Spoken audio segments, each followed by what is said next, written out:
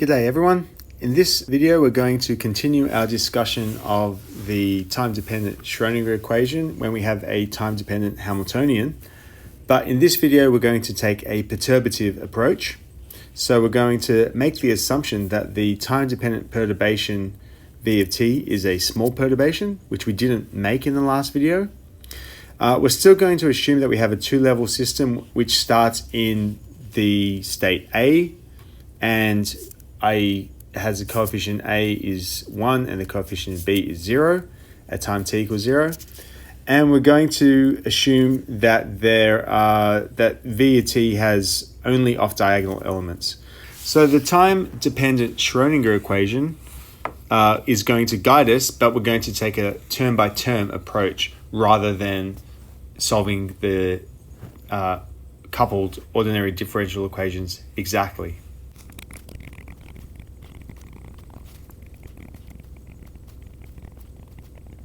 So these are the equations that we wrote last time, which come directly from the time-dependent Schrödinger equation in the case where VAA and VBB, the diagonal elements of V, are 0. And we'll call these coupled equations equation 1.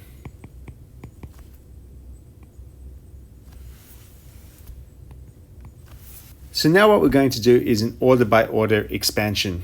In the previous video, we were able to solve these equations exactly for a particular VAB where it was oscillating. But now we wonder, well, what if we don't have an exact solution? Usually if you have two coupled ordinary, like first order ordinary differential equations, there is no exact solutions, but you can still do a term-by-term approach, just like what we did for regular time-independent perturbation theory.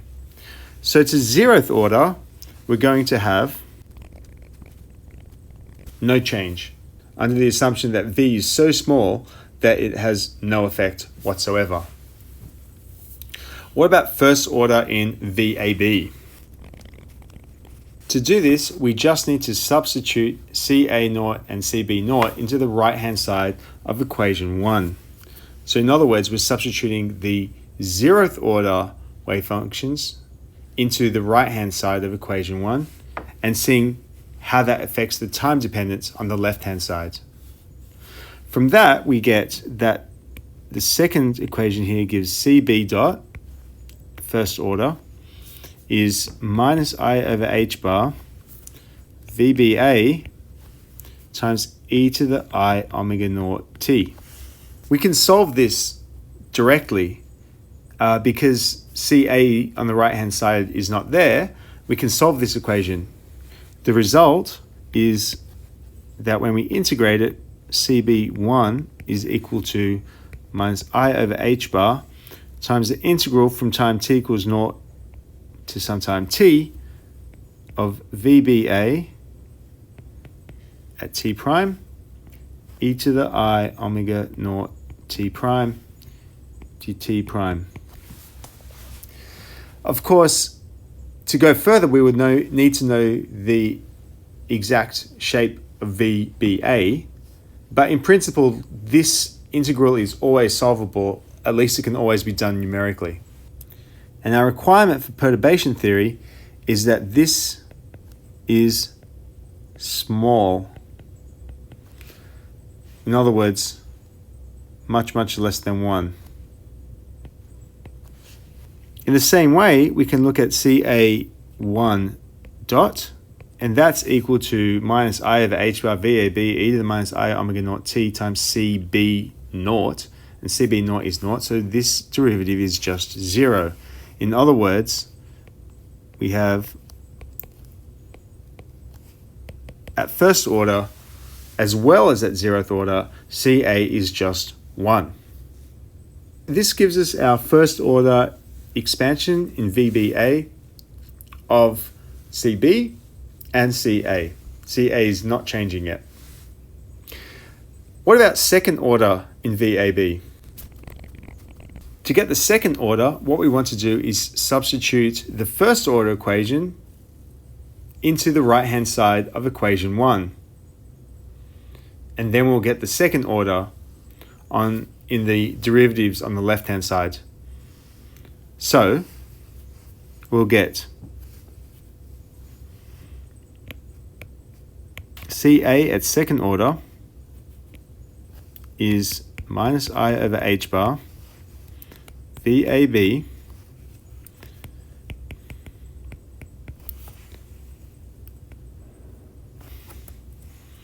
and now what we're going to do is substitute in the CB on the right hand side at first order.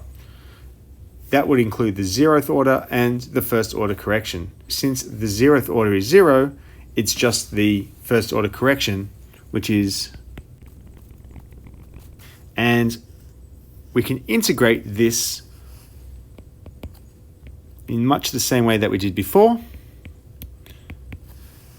And we will need to get a constant value, which is going to be 1 because that is our initial condition. Now we're going to have 1 over h bar squared, integral from 0 to t,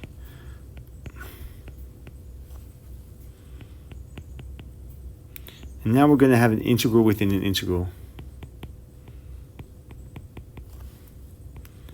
And this is the integral within the integral.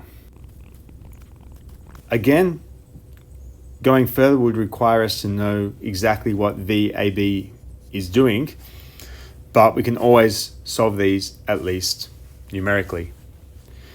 And if we take CB on the other hand from equation 1 and we substitute in CA to first order on the right hand side, CA on the right hand side is just the same as CA at 0th order, and so CB at second order is equal to CB at first order. So in that way we can go order by order, expanding the derivatives and then integrating them to get the terms, and then we can continue on CA, CB, CA, CB. Let's take an example, and we'll take the same example that we used previously on the previous video, but we'll solve it using perturbation theory. So our example is going to be the sinusoidal perturbation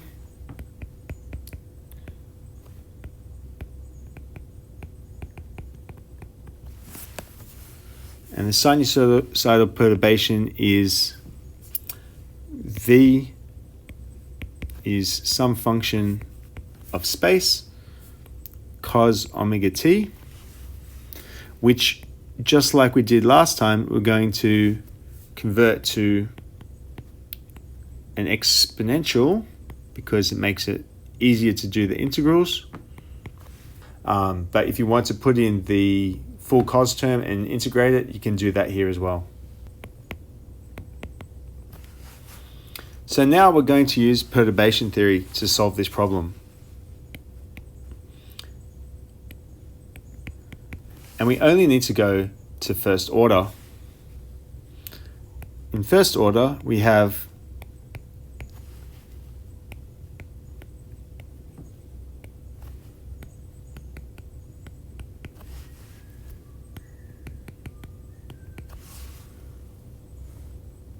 and we can integrate this easily enough.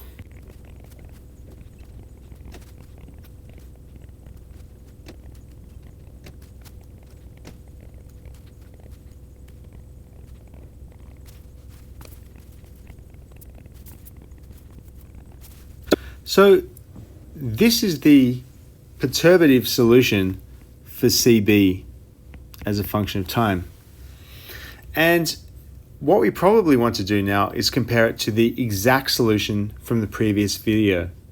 So go and quickly have a look at the notes from the previous video and make a comparison yourself.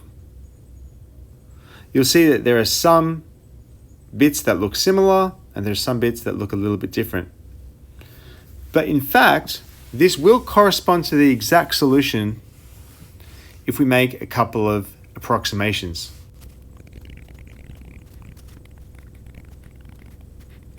If we take the exact solution and replace 2 omega r with approximately equal to omega naught minus omega, then we get this perturbative solution. Under what circumstance would that be correct? It's correct when UBA is much, much smaller than omega naught minus omega.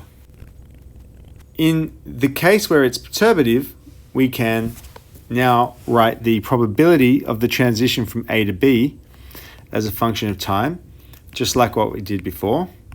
And it's CB of t squared, which is... Now, when you look at this, it looks very similar to what we had before, but in the denominator, we have this omega naught minus omega squared. So in this denominator, in the case where omega naught equals omega, in other words, when the driving frequency matches the natural frequency, this explodes. And that's because the perturbation is no longer small. That is, we require that P of t is much, much less than 1. Otherwise, perturbation theory will fail.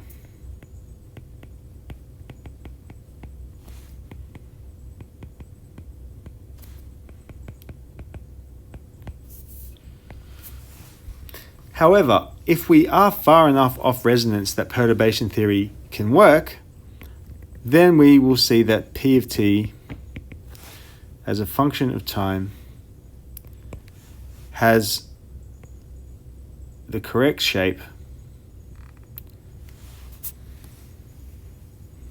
and again we will see our Rabi flopping.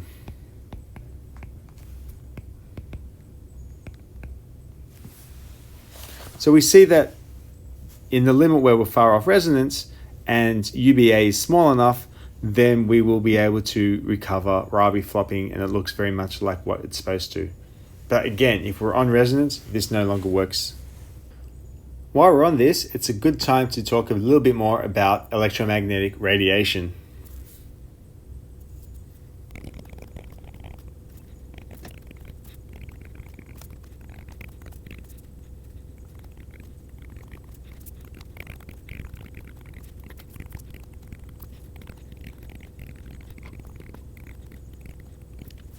So this is pretty much where we've been coming to so far anyway. We've got light, or any other electromagnetic wave, incident on an atom, nucleus, qubit, any kind of bound charged particle.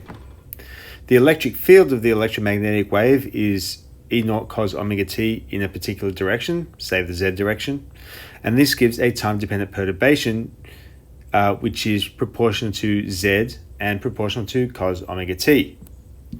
So this is the typical case that we've been trying to solve all along. Let's write down the solution, and the matrix element VAB is equal to minus E. And remember from our discussion before, we only need to worry about the levels which are close to resonance. So even if this is a more than 2 level system, we really don't need to worry too much about the other levels which are far from resonance. Another way of writing it is DAB dot E naught. So this is the vector dot product between what's called the dipole matrix element, DAB, and the vector E naught. That is the direction of the electric field E naught.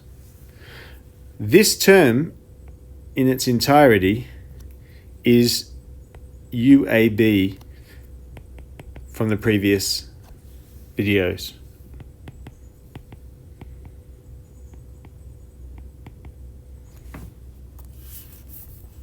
And so we already know the solution.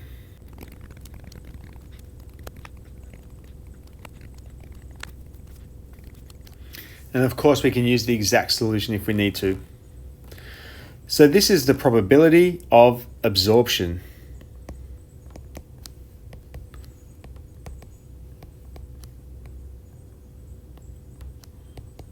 We're going from the lower state to the upper state due to the driving electric field.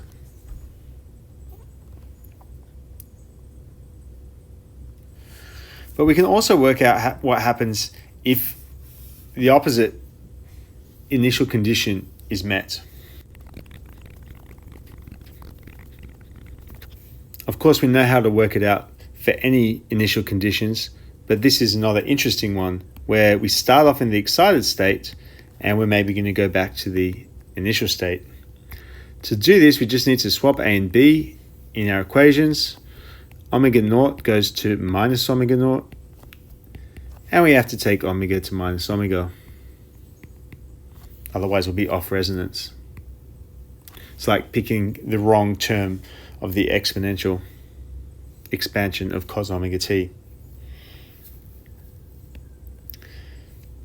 And then we get the probability of going from B to A, in this case, will be same as before.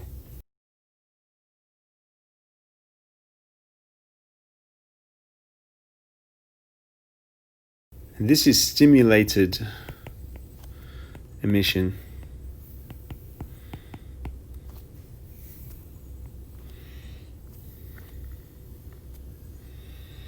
Now there's more to stimulated emission than what I've shown here.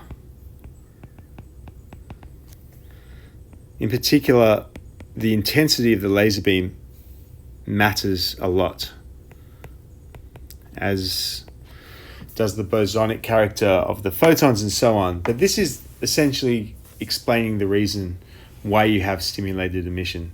You're Rabi driving down the population.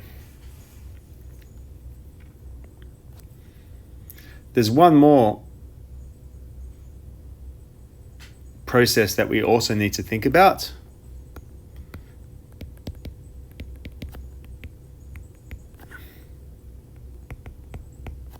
And that's spontaneous emission.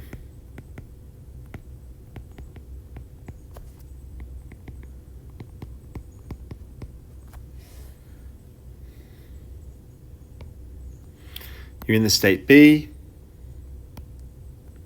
and you fall to the state A,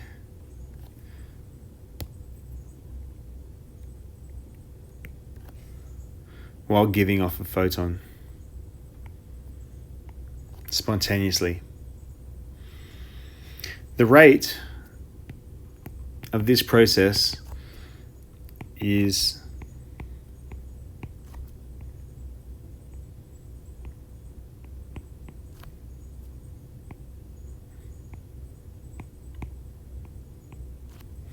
which you can calculate from detailed balance.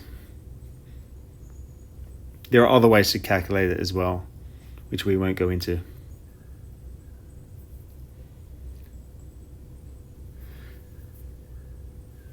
So in summary, there are three processes that we need to worry about.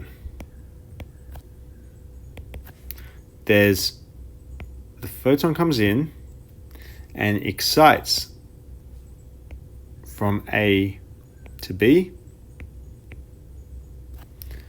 This is absorption.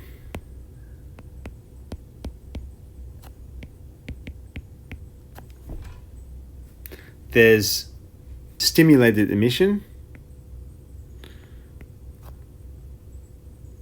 where there's a driving field which stimulates B going back down to A,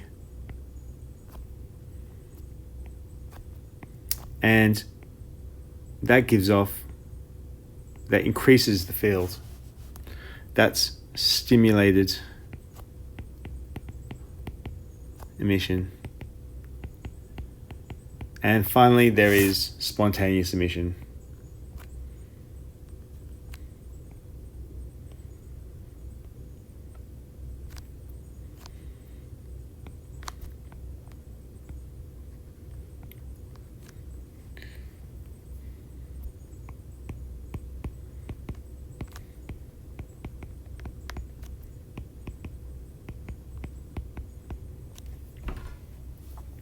In each of these cases, there is a dipole moment that leads to selection rules, and that's what I want to talk about next.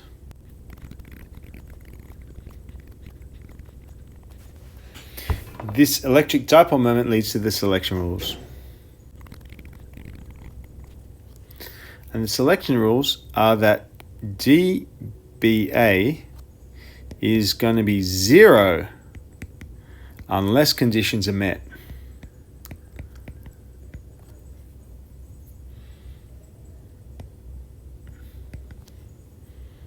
So we need all of these to be true to have a non-zero dipole matrix element. We need the parity of the wave function A should be not equal to the parity of wave function B. In other words, if one's odd, the other one should be even, and vice versa. There should be a change in the angular momentum of exactly 1.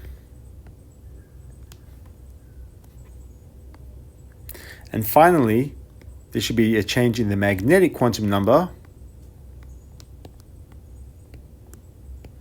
of 0 or plus or minus 1. So unless these three conditions are met, the dipole matrix element will be 0. Now we've seen examples where we have an even function times an odd function times an even function before, and that's why we integrate to get 0. In this case, we've got an odd function, an odd parity function. It changes sign under the parity operator. And so we need to have one of these two guys to have the opposite parity. The delta L is less obvious, but you can, firstly, you can show it for yourself just using a couple of examples from hydrogen, because you know what the wave functions of hydrogen are. But you can also get it from group theory, which I will not be going into. Let's have a look at how that works in hydrogen.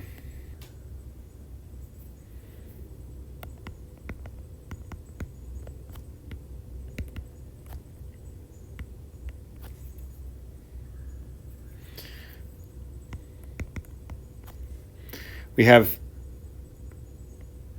3 levels for n equals 3. We've got 2 levels for n equals 2, S and P, and n equals 1 has only one level, which is S wave. So this is S waves, P waves, and D waves. Or L equals 0, L equals 1, and L equals 2. Again, we're doing the non-relativistic version here. And so if we think about where the allowed transitions are, we're allowed to have transitions from n equals 3 down to n equals 2, providing there is a change in parity. So if we're in the D wave, which is L equals 2 and even parity, we can go to P wave, which is L equals 1 and odd parity. But we can't go from L equals 2 all the way down to L equals 0. That's forbidden. Actually, I'm just going to move n equals 1 down so that we can see this a little bit easier. That's better. In other words, we're not allowed to make this transition directly, because that would be delta L equals 2 and even to even. So it's not allowed. Other transitions which are allowed, we're allowed to go from this S wave state here also down to this P state. That's allowed. From this 3P state, we have a couple of options. From this 3P state, we can go to the 2S state or down to the 1S state. And similarly, from the 2P state, we can decay down to the 1S state. So we see a few things. All of the states have some way of decaying, but some of them do not. This 2S is special. It has nowhere to go. It can't decay. In reality, it can decay to the 1S, but this is a highly forbidden transition. It doesn't go via the dipole matrix element. It uses a different mechanism. So in actual fact, this is a very highly forbidden transition. And for that reason, it can be measured very, very accurately. So this is a example of a metastable state.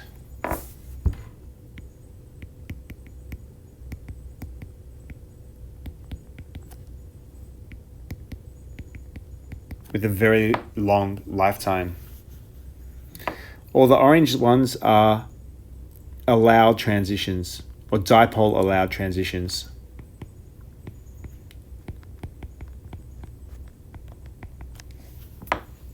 Which is usually what you mean when you say allowed. I think that's probably a good place to stop for this video. Thanks very much.